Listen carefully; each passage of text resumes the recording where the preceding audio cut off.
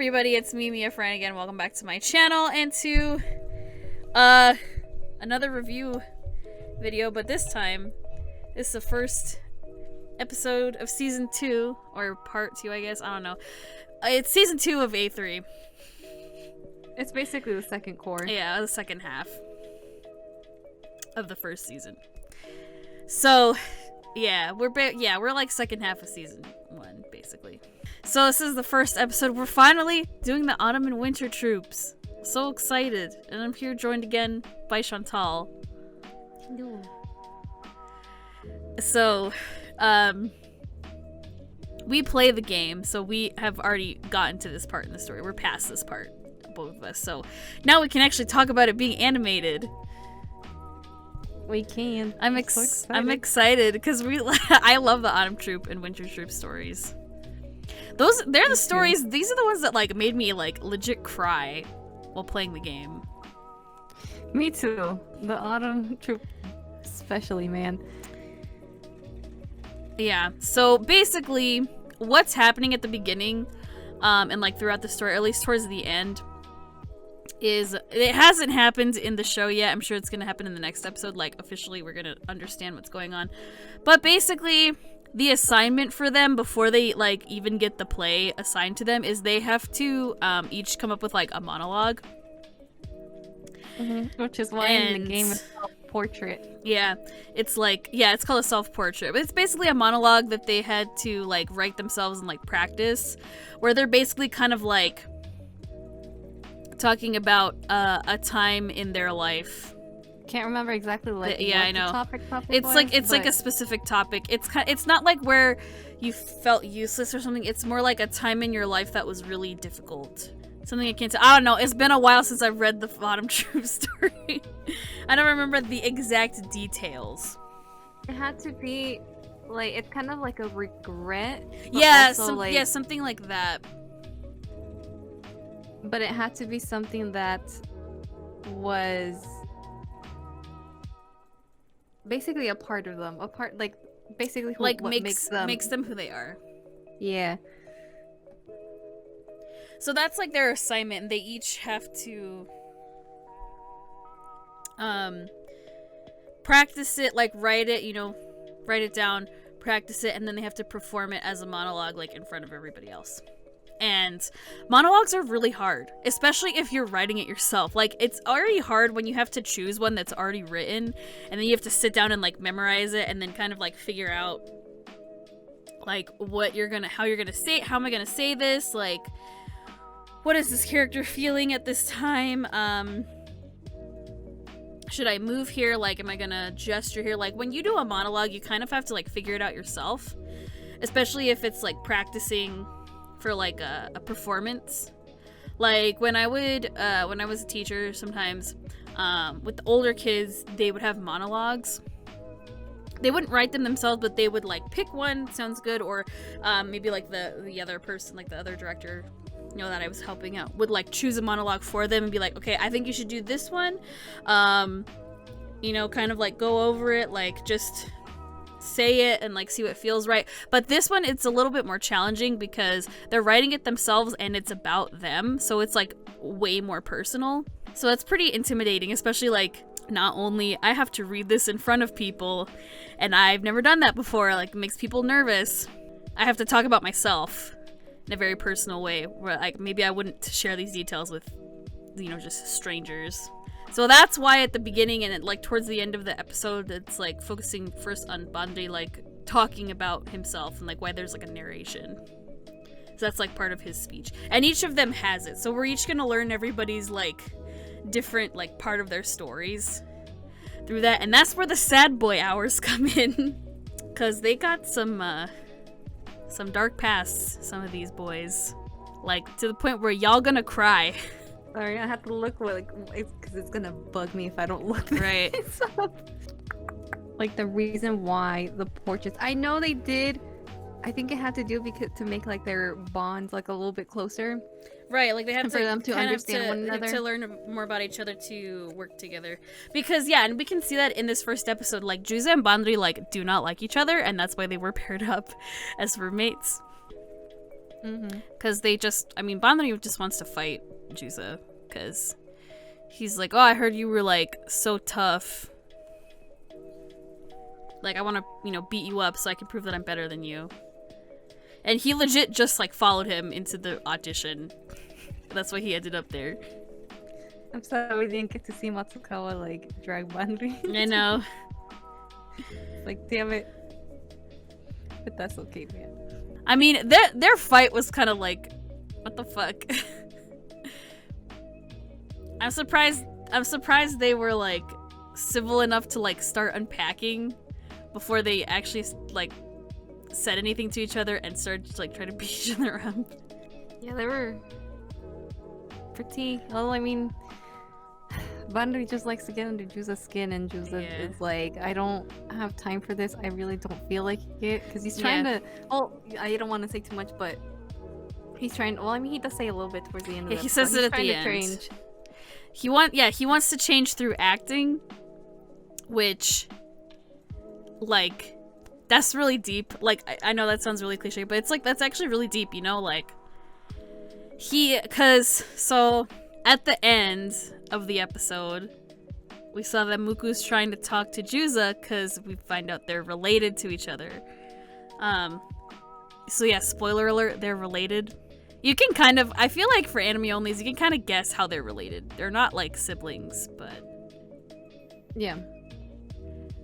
I don't know, I'll spoil it. It's fucking up. They're cousins. Like, that's how they're related. They're cousins.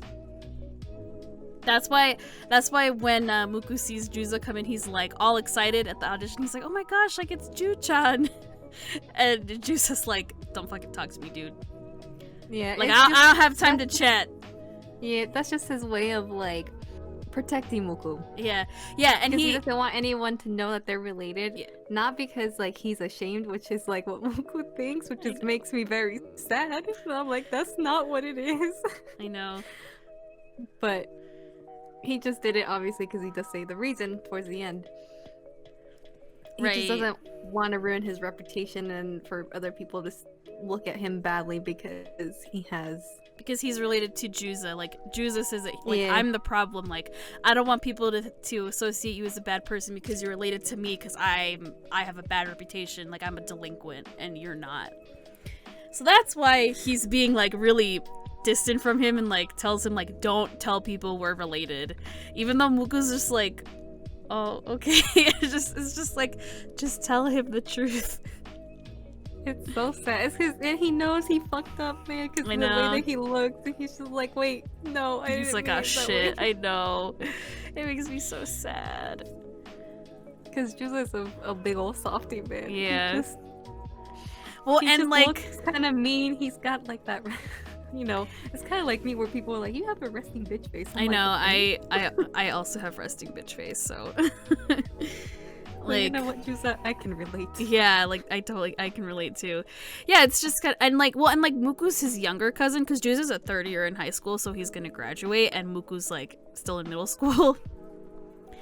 So, you know, like, Muku, like, you can tell Muku's, like, excited, like, oh, my older cousin's, like, gonna be here with me, like, that's so cool. And, like, Juza basically just shoots him down. But then you can see that Juza is like, oh no, like, you, like, basically inspired me, like, you showed me that I can get confident through doing theater, because he went to go see the summer troupe play. And he saw how different Muku was on stage. So he got inspired by his younger cousin, which is, like, the cutest thing ever. That's so sweet. It is. He's such a good boy, man. He's so wholesome. Right? It's just... He's just a little rough. Yeah, and I mean, you know, he's kind of going about it, like, not in the best way, because, again, like, he could have just told Muku, like, the truth, but, you know. Yeah, it's just Juza's very awkward. Yeah. He's a very awkward boy. He doesn't really know how to approach certain things or certain topics, so he just is very awkwardly about it, and that's why he kind of lashes out the way that he does, even though he doesn't mean it. Yeah, that's why he punched Bandori in the face. Which, I mean, it's pretty satisfying, because Bandori is kind of a jerk, like, you know. He gets, like, no offense to y'all Bandori stance, he was kind of annoying. Yeah, he's very upfront. He just always wants to fight, I feel like. It's just like, dude, now is not the time. He's always trying to pick a fight with Juice, and it's just like, please, stop. I know. It's like having two brothers that are constantly fighting, and it's just like, oh my gosh, can y'all not do this right now? It's mainly Bandri trying to one-up him, and Juice is just like, can you please stop? Just here, man. He's just trying to live his life, and then you just got someone like Bandri that's like annoying the crap out of him. Because I would be I was annoyed the whole time when I was reading the story, and I'm like, god damn it, can you just like not want to fight him for like 2 seconds? Which that obviously gets very chaotic, and thank god for Sakyo. I know, Sakyo, he's a good addition to their group, because one, he's the oldest person there, so like they'll listen to him. Two, I mean, he's pretty scary. Because he's even got these two like tough guy delinquent kids like ugh. Like, okay, maybe we better do what he says. Because Bandai really tried it with Sakyo, and Sakyo was like, do you want to say that again? I love Sakyo, man. Like, after the Autumn Troop story, I'm like, oh no, I totally understand why you're like this, man. I'm behind you 100%. Because at the beginning, I was like, fuck you, dude. He looks so beautiful animated. I'm gonna admit that, man. No, he looks really good animated. I'm excited to see his part of the story because I really liked his backstory. Because he says, like, I had experience as a kid, and it's just kind of like, I feel like for anime onlys, they're gonna be like, I wonder what that means. Yeah, which, I mean, you kind of got a glimpse through the director.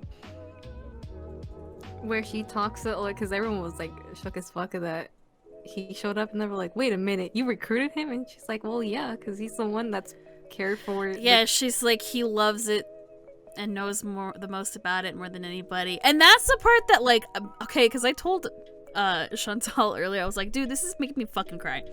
So that was the part where I started crying, like getting emotional, because I was like at one point in time, like, you know, me and like my brother and like my friends, like we were those people too. Like we cared so much. We were there every single day, making sure that like things were good. Like that's how much we cared. Like that's how much that was like a second home to us. As our theater family. Like that's how important it was. And you know, like I really do relate because, you know, the beginning of the story for this, like they're gonna be torn down, like the building is gonna be gone, they're gonna be no more, and we lost our building. Like it got new owners. They basically like told us to leave, and we didn't have a building anymore.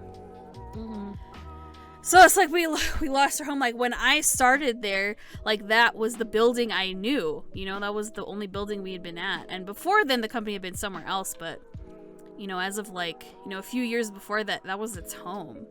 So it was really hard. And so like, you know, this show really like hits me like in the feels, man. I bet. Because I legit know what it's like, and you know, yeah.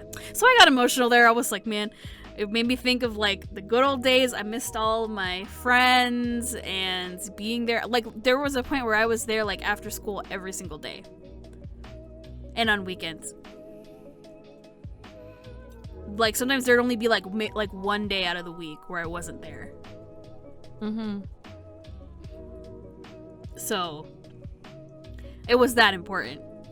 Like it was, to me, it was more important than school. It was more important than getting a job, like a part-time job or anything. Like that was my life. It was like I wake up, I go to school, I do the bare minimum, I come home for like 5 minutes, and then I go over there for like, you know, 3 hours or whatever, and then I come home and go to sleep and start all over again. And then it's like, oh, it's a Saturday, oh, I'm there all day.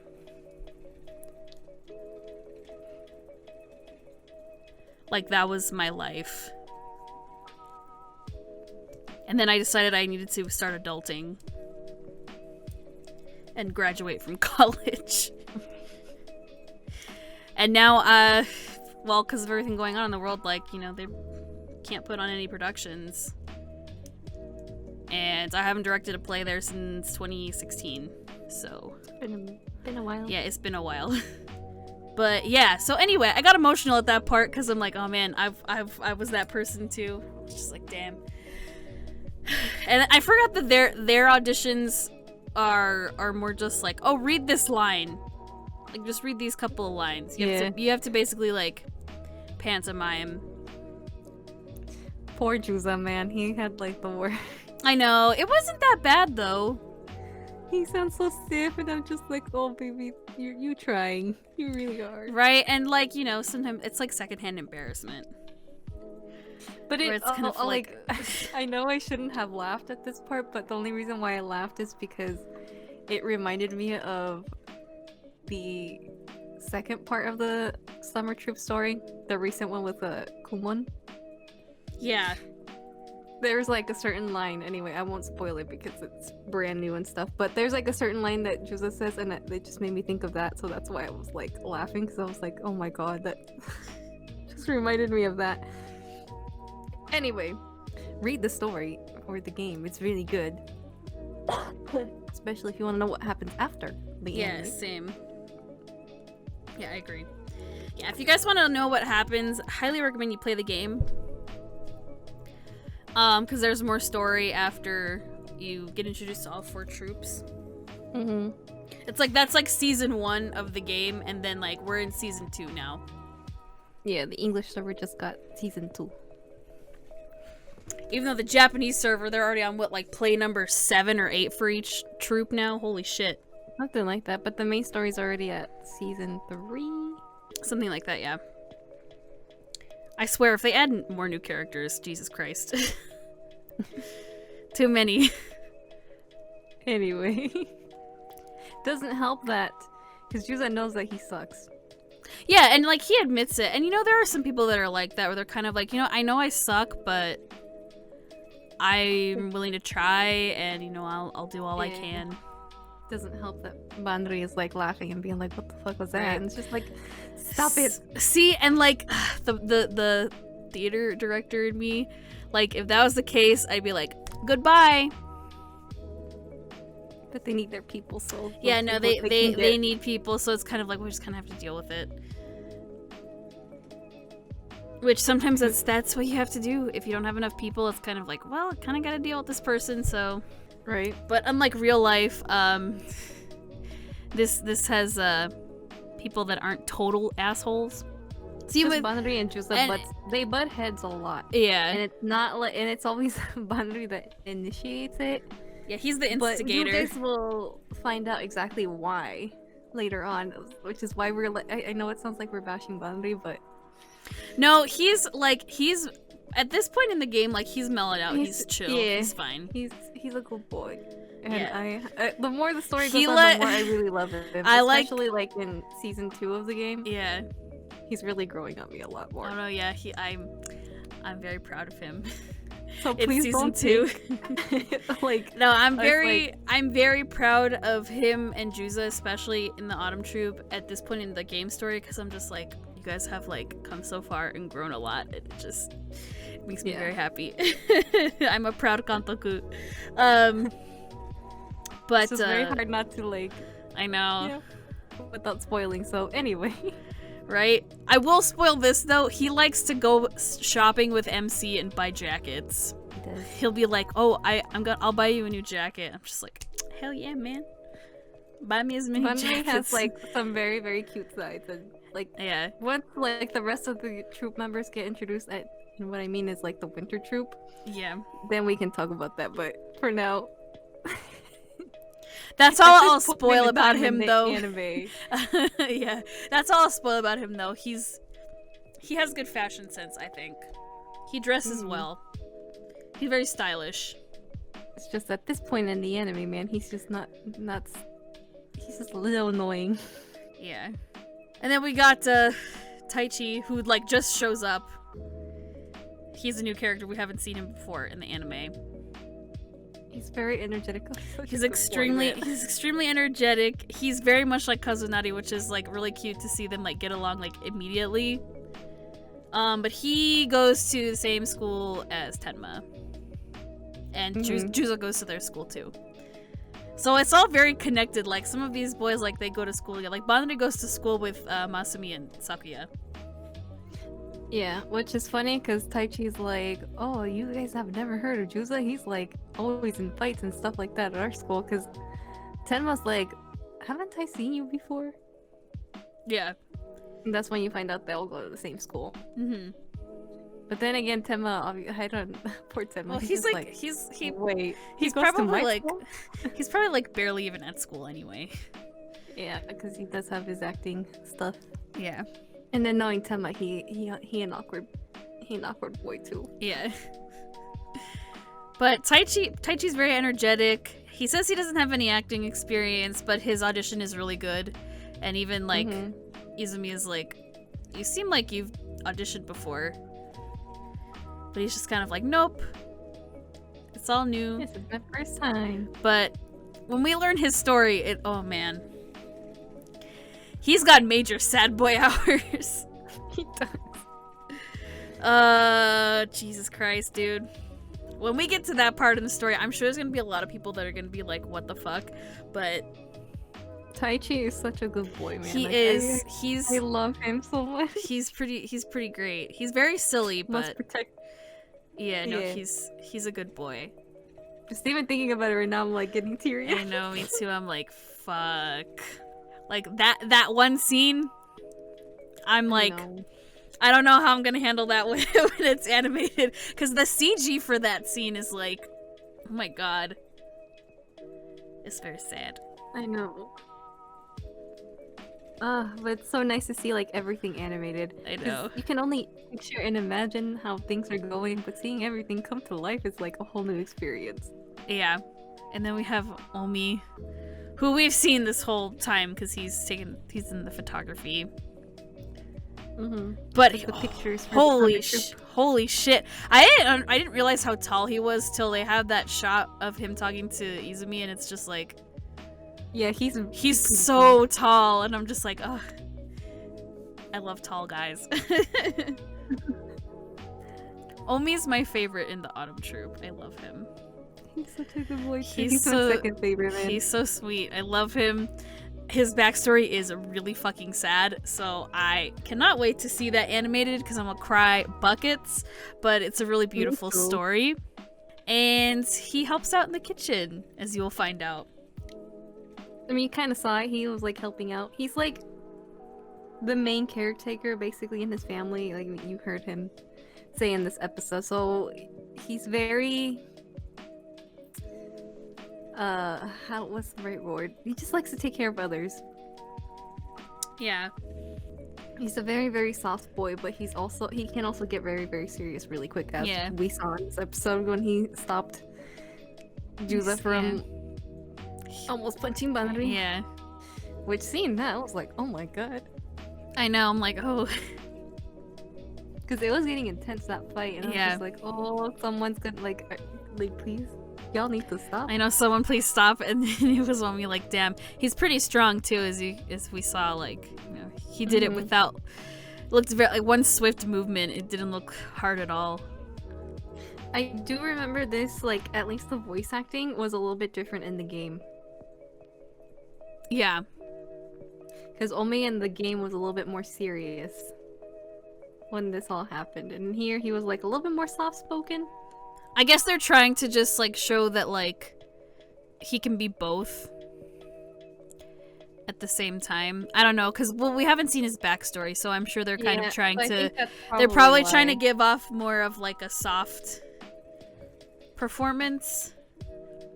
Yeah, I think they're just trying really hard not to reveal too much too quickly. Yeah, because once we see his backstory, it's going to be a lot different. We're gonna be like, oh shit, I didn't know you had this side to you. Because in the game, it does hint at it, and you're like, oh shit, what's that about? Yeah, because the stories in the game, it's like they always end on like a little cliffhanger, where it's like, oh, there's a voice, but I don't know who it is, and it's like, oh, they're talking about this one character, like, what's gonna happen? And then it's like, oh, it's over. Like, they'll reveal, or they'll like hint at something, and it's like, oh no, you can't find out who that is or what they're talking about till the next chapter of the story. So I'm sure they're doing it differently here, like, but it's gonna be interesting when we, like, his story is so sad.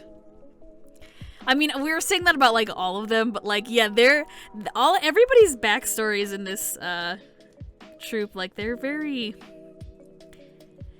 all very similar kind of stories.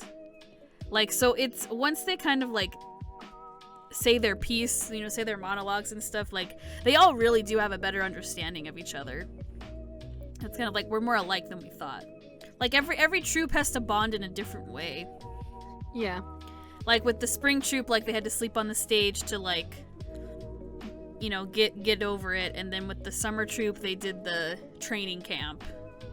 And they set off fireworks with each other. And then with the autumn troupe, it's getting more serious. Where they have to basically, like, bear all in front of everybody else about a very personal topic. Again, especially because it's like, I mean, we're in the same troupe, but, like, I don't know any of you people. Like, it's very hard to open up in front of strangers.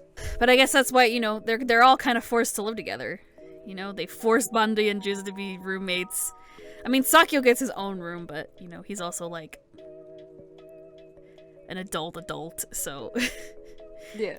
Even though he was, like, willing to, like, share a room, but he's just like, okay, whatever, I'll take my own room. Nothing like, it's definitely a different change from the spring and summer. Yeah, sure. Spring and summer, it's like, really the only, like, serious stuff that happened was, like, Tenma's parents, like, wanting him to, like, not be in the troupe. Like, trying to control him. And then, like, the most serious thing with, like, the spring troupe was, like, oh, this is the first time we're doing this. What are we doing? How do we get through this? Mm-hmm. But with autumn and winter troupe, like, winter troupe as well, it's like, it gets more serious because then it's like, there's more at stake on the line by that point in the story. So it's just kind of like, oh no, we have to, like, do A, B, and C, otherwise X, Y, and Z is gonna happen, and we don't want that to happen. Otherwise we're done. Which, speaking of that, we should talk about the OP and the ED. Because they're both new. So I guess we kind of thought that maybe they would just do the same OP again, just with, like, the autumn and winter leaders, but no, it's a different song. It's still a good song, though. I really liked it. It's got the same feel as the first OP. A little bit. Like, it's got little hints here and there, but it's completely different. But I feel like it sets the atmosphere for what's gonna happen because it's a lot more serious than happy-go-lucky. We're here to have fun. Yeah. This is like, no, there's, like, so much more to the next beats of the story. And there was even some foreshadowing in there. We saw the guys. Certain characters. Yeah. So, I mean, did they show them already in the story? Not yet. In the anime? Okay. Well, we saw two characters who we saw in, like, the very first episode. I think they might have shown it in the summer troupe for, like, a... Yeah. No, they did. Seconds. They did, because I remember watching it. But we can't say too much because it, they just kind of are passing by. Yeah, so they showed some characters that we're gonna see later. But they're more important to the winter troupe story. Mm-hmm. But if you've played the game, like, you know who we're talking about. Like, they showed them in the opening. The opening has more of a mature feel to it. Yeah. Well, because now we have more, like, adults coming into the story. Because, like, the winter troupe, they're all adults. Mm-hmm. Like, everyone's over the age of, like, 20. Yeah. So, which I thought was interesting because then in the game it's like, oh, we can, like, go out and, like, go to a bar and hang out. Which is what the winter troupe, like, the winter troupe, it's not really, like, a sense of them, they have to bond because it's like, oh, we're in high school and we're just trying to get through our high school things and blah, blah, blah. Like, no, it's more like, the stuff they deal with later on in the story is more serious. Mm-hmm. Like, they can come together a lot easier than the other troops because they're all adults. So we can go out together anywhere and, you know, talk things through and be adults about it. We keep going back to the winter troop even though they're not existing. I know. It's cause it's foreshadowing, man. Yeah, they're not even in the OP yet. Not yet. It's just I just want to mention it because it's just things to come, like, because all the troops are different. So I just kind of want to emphasize that, like, you know, oh, you thought Spring Troop was something. Wait till you see Summer Troop. Oh, you thought Summer Troop story, like, brought it up even more. Oh, no, wait till you see Autumn Troop. Oh, you thought Autumn Troop story was, like, what the fuck? Oh, no, wait till you see the Winter Troop. Like, you know, it's, like... It's always like that, though. I feel like, I don't know. I know. Even in season 2. I know, like that. Yeah, it's definitely like that. Which, so I'm excited for the next part of season 2. But, yeah, that's the reason why I keep bringing up Winter Troop, because yeah, it's just foreshadowing. I'm not gonna say everything that happens or anything, but, you know, this is, like, I think, like, it's good to kind of be like, oh, well, this is different, so. Yeah, but we basically got introductions out of the way.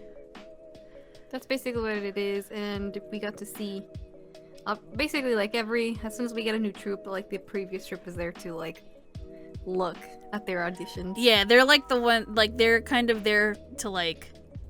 I love that in the OP too, you see them, like, in the background. Yeah. I know, I like that you kind of see, like, both the spring and, summer troops kind of, like, watching. Yeah, they're just, like, watching from a distance. I was just like, like, I kind of miss you guys already. Yeah. But it's time for Autumn Troop. It's time for their time to shine, man. That's why I like the, like, cross events in the game, where, like, everyone has to participate in something. And they have to, like, oh, we'll get this person from this troop, and this person from this troop, and this person from this troop, and we'll, like, put them together, and they have to do an improv together. I love those events. I love those stories. Because it's like, oh, I didn't think that, like, Bandi and Itaru and Misumi would, like, do a scene together, but that was interesting. Because they're all from different troops, and it's just like, okay, they're all different personalities. Yeah, I like they have hints of, like, oh, this is what you just saw, now this is what you're watching. And I think this ending, this Autumn Troop ending, is my favorite one so far out of all the endings. I love Summer Troops in this one, but I mean, Autumn Troop, they, like, not to be biased or anything, it hits different. They have the best songs.